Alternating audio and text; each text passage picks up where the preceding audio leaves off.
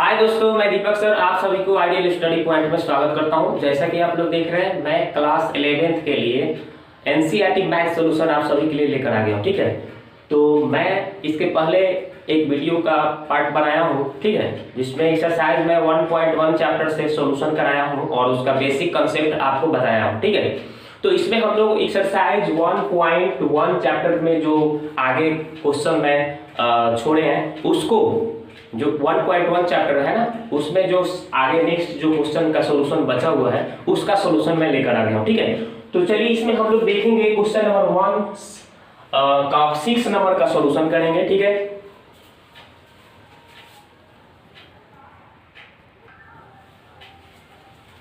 तो चलिए देखते हैं इसका सॉल्यूशन कैसे हम लोग करते हैं। तो देखिए, इसको हम क्या मान के चलेंगे, ठीक है ना, तो हम 5 तक लेकर क्वेश्चन 5 तक का क्वेश्चन का सॉल्यूशन करा चुका हूं। ठीक है, ये इसमें हम लोग 6 नंबर का सॉल्यूशन देखेंगे, 1 का 6 नंबर, यानी इसको हम मान लेंगे। क्या मान लेंगे जी?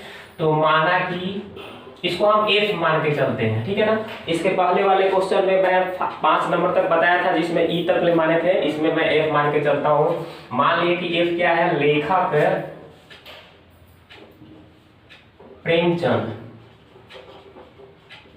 प्रेमचंद द्वारा लिखित उपन्यासों का संग्रह। तो देखिए, अब इसमें करना यह है दोस्तों कि लेखक प्रेमचंद द्वारा लिखित उपन्यासों का संग्रह। तो देखिए, हम लोग लेखक प्रेमचंद द्वारा कितना आपका उपन्यास लिखे गए हैं, ठीक है ना, तो इसका संग्रह कर सकते हैं, क्योंकि किसी किसी बुक में लिखा गया होगा कि प्रेमचंद द्वारा उपन्यास अभी तक कितना लिखा जा चुका है। ठीक है, यानी कि संग्रह किया जा सकता है, बताया जा सकता है। तो ये सुपरिभाषित है ना, इसका अव्यय ज्ञात किया जा सकता है। तो लिख देंगे कि चूंकि f का अव्यय ज्ञात किया जा सकता है ना जी, ज्ञात किया जा सकता है, कहने का मतलब ये सुपरिभाषित है, अर्थात यह सुपरिभाषित है।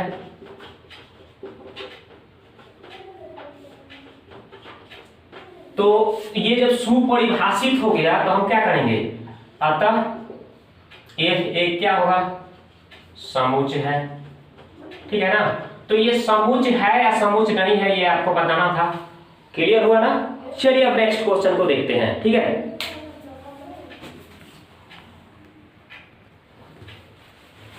तो अब देखिए दोस्तों, सभी सम पूर्णांकों का संग्रह, तो इसको हम क्या मान के चलेंगे? ये क्वेश्चन नंबर 7 है, उसको हमने मान लेंगे, क्या मान लेंगे? इसको g, e f g। ठीक है, तो इसको हम g मान के चलते हैं। तो मान लेते हैं कि सभी सम, क्या लिखा है? सम पूर्णांकों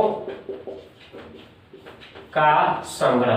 तो देखिए दोस्तों, इसमें क्या करना है आपको कि सभी सम पूर्णांकों का संग्रह, ये तो हम कर सकते हैं, संग्रह कैसे कर सकते हैं? कैसे जी? तो देखिए, ये कैसे हम कर सकते हैं? तो देखिए, इसमें डॉट डॉट लिख देते हैं, इधर अनंत तक ले जाएगा, यहाँ पे -4 मान लीजिए, ठीक है, -2 मान लीजिए, फिर इधर 0 लिख सकते हैं, फिर इधर प्लस में मान लीजिए 2 लिखते हैं, फिर 4 लिखते हैं, इस तरह से जाएगा ना, 6 डॉट डॉट। ठीक है ना, इस तरह से हम इसको क्या कर सकते हैं? समुच्चय के रूप में हम लिख सकते हैं। तो ये आपका क्या हो गया दोस्तों? तो ये समुच्चय के रूप में हम लिख सकते हैं इस तरह से। ठीक है, तो यहाँ पे देखिए, इधर और भी जा सकते हैं, -6 -7, इस तरह से माइनस में इधर बढ़ते जाएंगे और इधर में प्लस में 0 के, जैसे आपको पता होगा ये हो गया 0, इधर आएंगे दोस्तों तो 2 माइनस में 4 6, इस तरह से बढ़ते जाएंगे, इधर आएंगे तो 2 प्लस में 4 6, इस तरह से प्लस में आप बढ़ते जाएंगे, ये प्लस इन्फिनिटी तक जाएगा, ये माइनस इन्फिनिटी तक जाएगा। ठीक है ना, तो इसको हम संग्रह कर सकते हैं ना, दिखा सकते हैं ना, तो इसलिए यह समुच्चय है। ठीक है ना, इसलिए यह समुच्चय है, तो हम यहाँ पे संग्रह इसका कर सकते हैं, यानी सुपरिभाषित हुआ कि नहीं? तो इसलिए चूंकि यहाँ पे देख रहे हैं कि a का g का क्या है? अव्यय ज्ञात है, g का अव्यय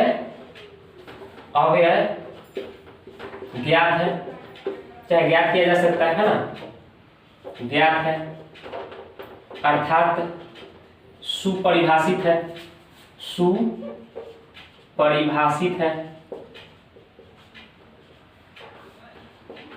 अतः g एक समुच्चय है। बन गया सिंपल। इसी तरह से आगे देखते हैं।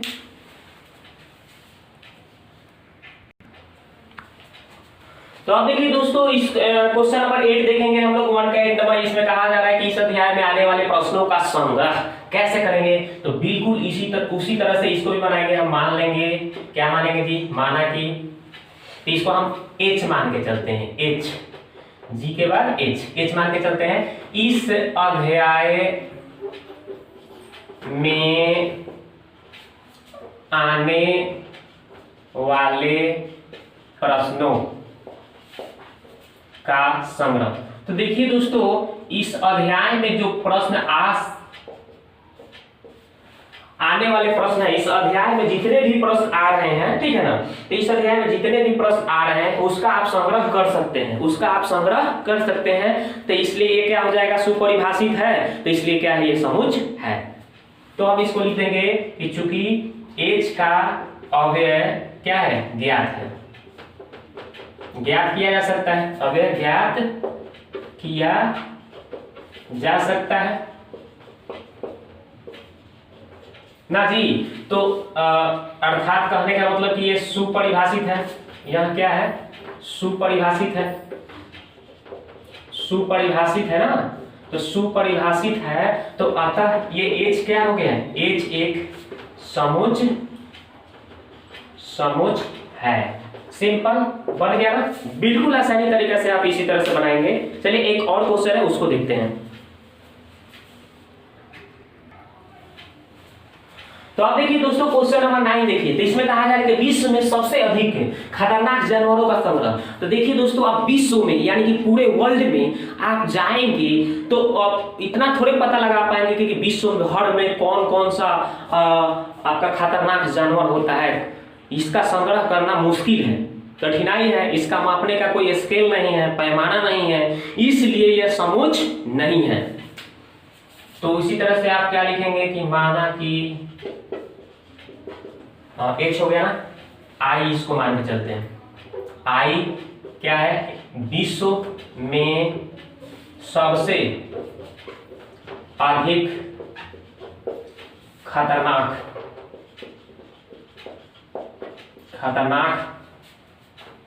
जानवरों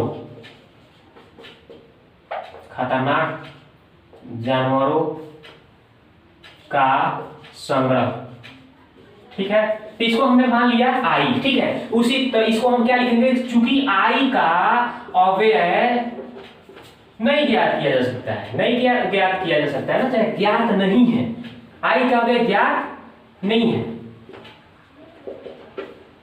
ज्ञात नहीं किया जा सकता।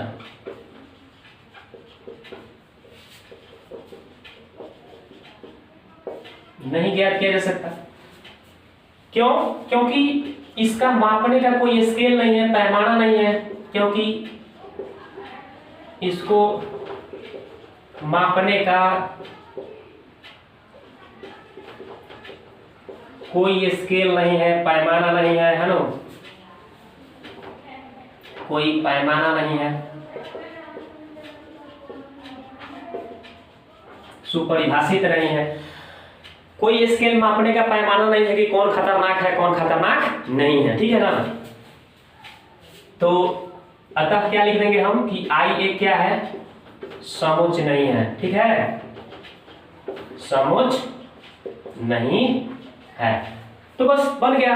अब एक नंबर में जितने क्वेश्चन दिए गए थे, क्वेश्चन उसमें एक में 9 क्वेश्चन दिए गए थे, 9 क्वेश्चन का सॉल्यूशन मैं बहुत ही आसानी तरीके से कराया, ठीक है। आशा करता हूं कि आप बहुत अच्छी तरह से समझ गए होंगे। तो इसको अपने कॉपी में राइट डाउन करके बना सकते हैं। चलिए आगे देखते हैं।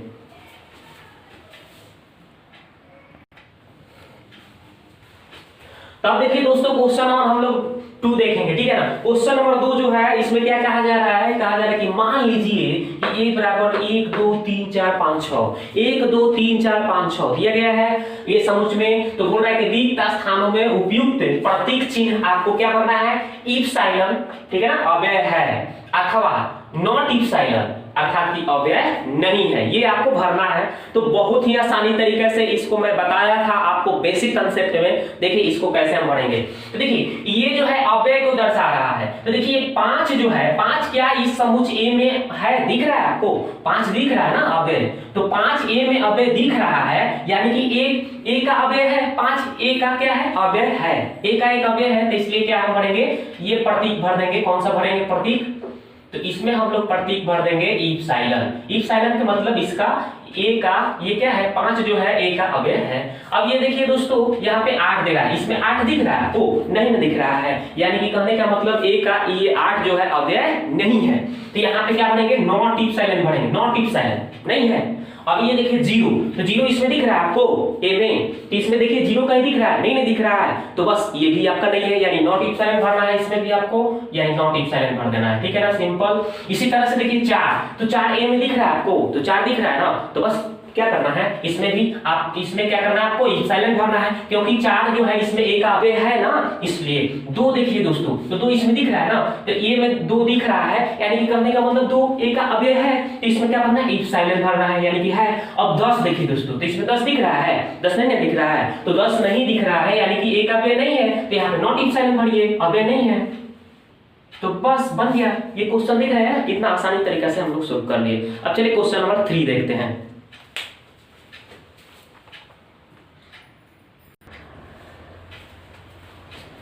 तो अब देखिए दोस्तों क्वेश्चन नंबर 3 का सॉल्यूशन हम लोग करेंगे। देख रहे हैं ना कि निम्नलिखित समुच्चयों को रोस्टर रूप में लिखिए।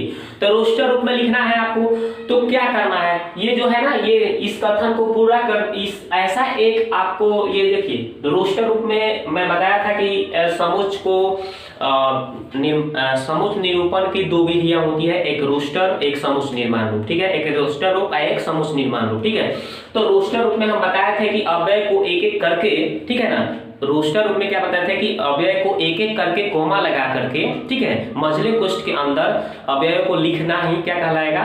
वो समुच्चय रोस्टर रूप कहलाएगा। ठीक है ना, तो चलिए इसको हम उसी तरह से लिखेंगे। तो देखिए कैसे करेंगे। तो यहाँ पे देखिए, यहाँ पे जो दिया गया है ए का वैल्यू दिया गया है, उसको हम लिख लिया जाए। पहले हम इसको लिख लेंगे कि चूंकि ए बराबर क्या दिया गया है, इसको लिख लेते हैं x कॉलम, इसको कॉलम पढ़ते हैं, ठीक है ना, चाहे such that x column 1 x1 क्या है? पूर्णांक है। तो आपको पूर्णांक है, इंटीग्रल, और क्या बोला गया है कि यहाँ पे -3 x का मान और 7 से छोटा है। तो इसमें देखिए पूर्णांक किसको कहते हैं? पूर्णांक पहले जानिए कि पूर्णांक होता क्या है। तो देखिए पूर्णांक संख्या का मतलब होता है, देखिए हम एक ऐसे दर्शाते हैं, जैसे 0 हो गया, इधर 1, इधर 2, इधर 3, इस तरह से 1 2 3 उधर जाएगा, इधर आइएगा तो -1, -2, -3, इस तरह से बढ़ते जाइएगा। ठीक है ना, माइनस में इधर बढ़ते जाइएगा, इधर माइनस इन्फिनिटी तक जाएगा। ठीक है ना, इधर प्लस इन्फिनिटी तक ले जाएगा। ठीक है ना, यानी कि इधर प्लस में बढ़ते जाएंगे अनंत तक, इधर माइनस में बढ़ते जाएंगे अनंत तक। ठीक है ना, तो ये 0 के इधर जाते हैं तब प्लस होता है यानी बढ़ता है, और 0 के इधर आते हैं तो माइनस होता है यानी घटता है। इधर आएंगे तो घटेंगे, उधर जाएंगे तो बढ़ेंगे। ठीक है ना, समझ गए? तो देखिए, तो ये होगा पूर्णांक संख्या। पूर्णांक संख्या यानी कि माइनस वाला भी अंक और प्लस वाला भी अंक। ठीक है ना, और 0 भी, वो सभी संख्याओं को क्या कहेंगे हम लोग? पूर्णांक कहते हैं। ठीक है ना, मतलब धनात्मक पूर्णांक और ऋणात्मक पूर्णांक और शून्य के समुच्चय को हम लोग पूर्णांक संख्या बोलते हैं। ठीक है, तो देखिए, तो यहाँ पे करना क्या है हमको? तो इसको बनाना है। तो देखिए इसमें क्या बोला गया है, तो इससे इसका ए का रोस्टर रूप लिखना है। क्या करना है? ए का रोस्टर रूप में लिख रहा है, एक को का रोस्टर रूप। ठीक है, इसको हम ए का रोस्टर रूप कैसे लिखेंगे? तो देखिए रोस्टर रूप, तो ए का रोस्टर रूप कैसे लिखना है? देखिए सिंपल करना ये है दोस्तों, इसमें क्या कहा जा रहा है, यहाँ पे ध्यान दीजिए। कहा जा रहा है कि x का मान जो होगा, यहाँ पे देखना है आपको। ठीक है, ये x का जो मान है, x का जो मान है -3 से बड़ा, ये क्या कर रहा है? ये देखिए उधर खुला है ना, इधर में खुला है, x की तरफ खुला है, खुला यानी 12 बोल रहा है, -3 से बड़ा, -3 से बड़ा, यहाँ पे ये दिख रहा है ना, तब 12 किधर जाने से होगा? इधर जाने से होगा, इधर। ठीक है ना, दाहिने साइड जाएंगे तो बड़ा। अब ये क्या बोल रहा है? 7 यहाँ पे दिख रहा है, 7 से छोटा बोल रहा है, ये इधर मुंह बंद है यानी कि छोटा, 7 से छोटा, x का मान क्या है? 7 से छोटा। तो 7 से छोटा कितना तक होगा दोस्तों? तो 7 से छोटा आपका कितना होगा? देखिए कितना होगा आपका, 5 हो गया, 6 हो गया, यहाँ पे 7 हमने लिख दिया। तो ये 7 है ना, तो ये इससे आपको छोटा करना है, यानी कि 6 तक होगा। यानी कि कहने का मतलब दोस्तों ये सब अवयव आपको लिख देना है, -2, -1, 0, 1, 2, 3, 4, 5, 6 तक, ठीक है। 7 से छोटा यानी 6 तक होगा, और -3 से बड़ा यानी कि -2 से स्टार्ट होगा। तो इसमें लिख दीजिए -2, फिर क्या लिखना है आपको, -1, फिर क्या लिखना है 0, 1, फिर 2, फिर कितना 3, फिर 4, फिर कितना लिखना है 5, फिर कितना लिखना है 6, बन गया, ठीक है ना। अवयव को हम क्या कर रहे हैं, क्या कर दिए, तो मझले कोष्ठ के अंदर कोमा लगाकर अलग अलग लिख दिए, यही हमारा रोस्टर रूप हो गया। क्लियर, चलते हैं हम नेक्स्ट क्वेश्चन को सॉल्यूशन करते हैं, ठीक है ना।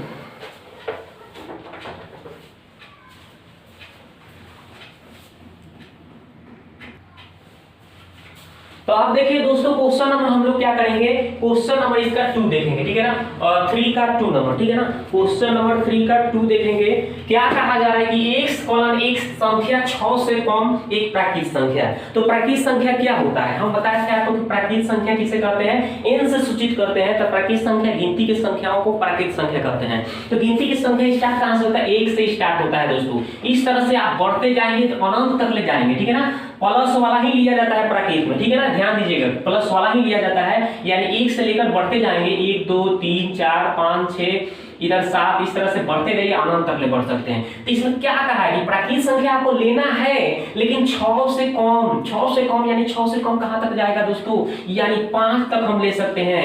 यानी 6 से कम यानी कि आपको -6 से यानी कि कम यानी कितना तक लेंगे हम, 5 तक ले लेंगे। तो 1 से लेकर कितना तक लिखना है दोस्तों, 5 तक ले लिख देना है, कहानी खत्म। बस इसको लिख दीजिए। तो कैसे लिख देना है, 1 से लेकर 5 तक लिख देना है। देखिए कैसे लिखना है, तो लिख दीजिए, हल करके लिखिए कि माना कि इसको आप एक लाइन में बोला होगा कि चूंकि उतार लीजिएगा कि b बराबर क्या लिखा है कि x कॉलन x क्या लिखा है, संख्या 6 से कम एक क्या, तो प्राकृत संख्या है, ठीक है ना। 6 से कम एक प्राकृत संख्या है ना। तो इसलिए हम क्या लिखेंगे, b का रोस्टर रूप, ठीक है ना। b ये आपको समझने के लिए बता रहा हूं, ठीक है ना, ये आपका समझने के लिए इसको बता रहा हूं। तो b का रोस्टर रूप लिख देना है। तो रोस्टर रूप क्या हो जाएगा दोस्तों, तो b का रोस्टर रूप आप क्या बोले हैं, 6 से कम लेना है प्राकृत संख्या। तो 6 से कम यानी कि 5 तक ले लिखना है, 1, 2, 3, 4, 5, बस यही आंसर हो गया दोस्तों। सिंपल, कितना आसानी तरीका से आप समझ रहे हैं, ठीक है। आगे देखते हैं।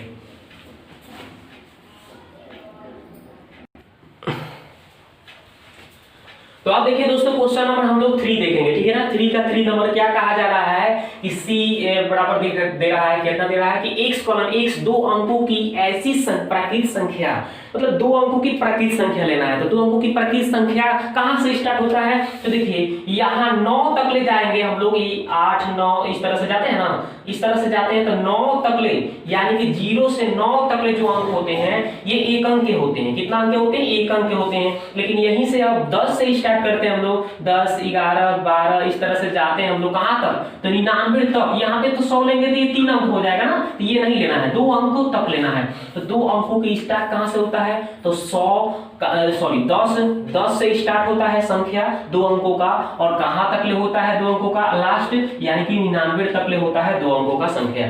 तो आपको यही कहा गया है कि 2 अंकों की संख्या लेना है आपको, और कहां से कहां तक होता है 2 अंकों का, तो 10 से 99 तक होता है। इसी के बीच में आपको संख्या लेना है, वो भी प्राकृत संख्या लेना है। तो ये गिनती की संख्या है, गिनती की संख्या को प्राकृत संख्या कहते हैं, ठीक है ना। इसी के संख्या के बीच में लेना है अंक, जिस अंकों का योग कितना हो, 8, जिसके अंकों का योग समझते हैं, मतलब ये दोनों अंक जोड़ने पर, जैसे a का प्लस 0 जोड़ने पर क्या आ रहा है, 1 हो रहा है। लेकिन यहाँ पे कहा जा रहा है अंकों का योग 8 होगा, तो ये नहीं लेना है, 10 नहीं होगा। अगर इसको भी जोड़ के देखते हैं दोस्तों, तो 1 + 1 कितना होगा, 2, ये तो 8 नहीं होगा, इसको भी हमको नहीं लेना है। इस तरह से आप बढ़ते जाएंगे तो 12 भी नहीं होगा, 13 भी नहीं होगा, यानी 1 वाला में कितना होगा, तो 1 वाला में 7, यानी a का 7 कितना होता है, 8 होता है ना। इसको आप अगर ऐड करते हैं तो 1 + 7 कितना हो गया, 8 हो गया।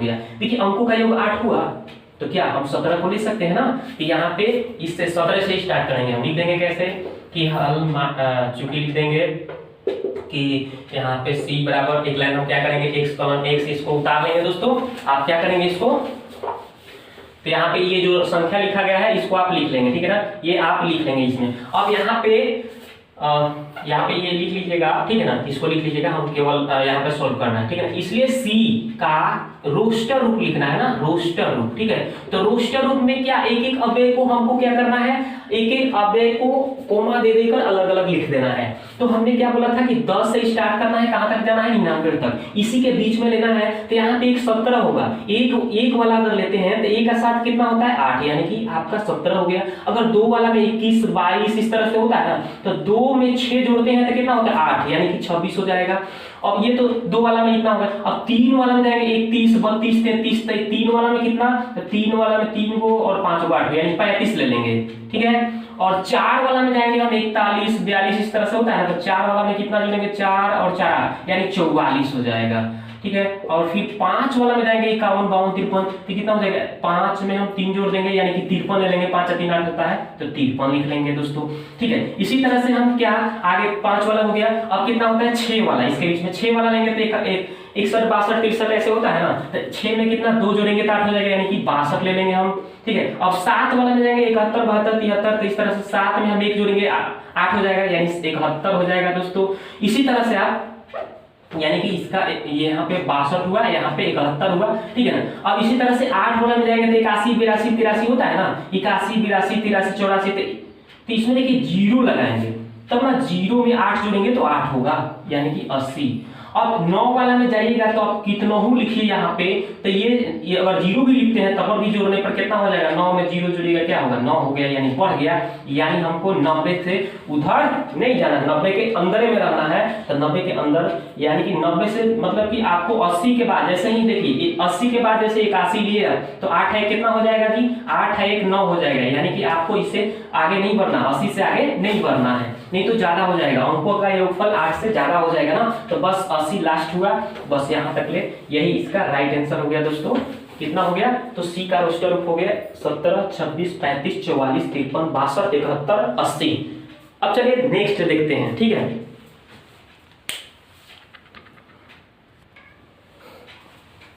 तो अब देखिए दोस्तों क्वेश्चन नंबर हम लोग 4 देखेंगे। देखिए इसमें क्या कहा जा रहा है कि यहाँ पे d बराबर लिखा है, लिख देंगे एक बार हल लेकर। चूंकि d बराबर क्या लिखा हुआ है कि x कलन x एक क्या है, अभाज्य संख्या है।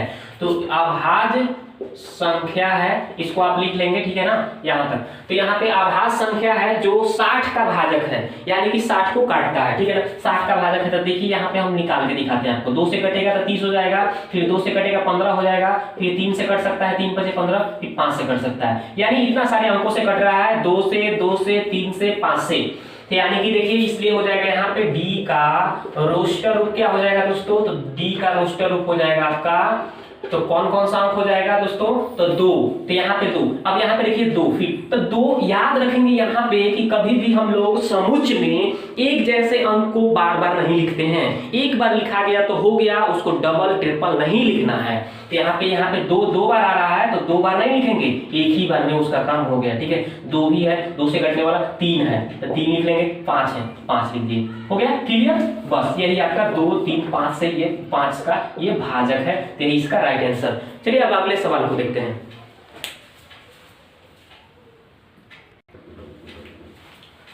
तो अब देखिए दोस्तों क्वेश्चन नंबर हम लोग क्या कितना देखेंगे, 5 नंबर और 6 नंबर दोनों सेम चीज है, ठीक है। ये जैसे बनेगा वैसा ही ये भी बनेगा, ठीक है। तो इसलिए मैं दोनों को एक साथ कराऊंगा हल, ठीक है। तो देखिए लिख देते हैं इसको सबसे पहले कि यहाँ पे चूंकि दिया गया है e का मान क्या क्या दिया है जी, e समुच्चय दिया है TR, ठीक है, TRIGONOME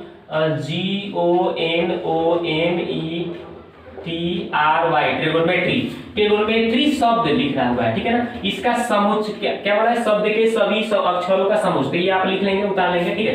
तो ये जो दिया गया है, तो इसलिए ई का रोस्टर रूप लिखना है दोस्तों। तो हम क्या बताए हैं कि जो भी आपका ये अव्यय दिया गया है उसके अव्यय को क्या करना है, एक एक करके हमको लिख देना है, एक एक करके लिखना है कॉमा दे देकर। चलिए लिखते हैं, तो देखिए टी लिख देते हैं, ठीक है। इसके बाद क्या है, आर है तो आर लिखते हैं, फिर क्या है आई है तो आई लिखिए, फिर क्या लिखना है जी तो जी लिखिए, फिर क्या है ओ, फिर क्या है एन, फिर क्या है ओ। अब देखिए ये ओ एक बार लिखा गया तो ये नहीं लिखाएगा, फिर डबल नहीं लिखना है, वही मैं बताया हूँ ना कि आपको कभी भी हम लोग समुच्च निर्माण में आपको रोस्टर रूप में समुच्च को लिखना होगा तो उसको आपको क्या करेंगे कि आप जो डबल ट्रिपल दिया होगा तो उसको डबल एक जैसा दिया हो, ट्रिपल दिया हो, उसको एक बार दो बार तीन बार नहीं लिखेंगे एक जैसा, केवल एक बार यूज करेंगे। जिसका यूज हो गया फिर डबल यूज नहीं होगा।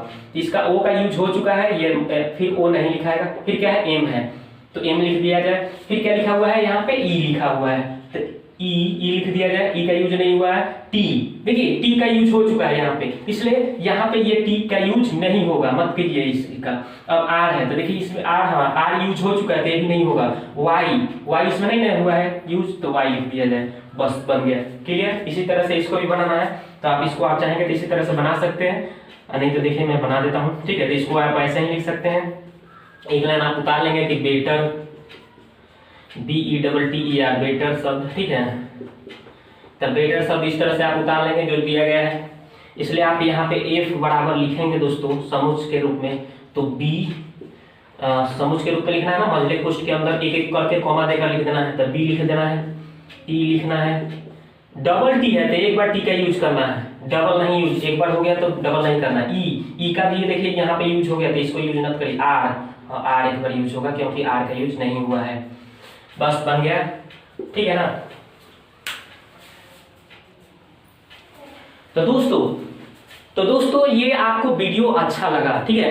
यदि ये वीडियो मैं जो आपके लिए बना रहा हूं तो ये आपको अच्छा लग रहा है तो पहली बार मेरे चैनल पर यदि आए हैं तो पहले सब्सक्राइब कर लीजिए, साथ ही बेल आइकन की घंटी को भी दबा दीजिए ताकि इस तरह से जितने भी वीडियो अपलोड हो सबका नोटिफिकेशन आपके पास पहले पहुंचे। ठीक है, तो वीडियो को देखने के लिए बहुत बहुत आपको धन्यवाद और आगे इसको शेयर करिए, ठीक है, लाइक करिए और आगे इसको आगे बढ़ाने का प्रयास करिए ताकि मैं इस तरह से वीडियो आपके लिए लाते रहूं। तो वीडियो को देखने के लिए आपको बहुत बहुत धन्यवाद।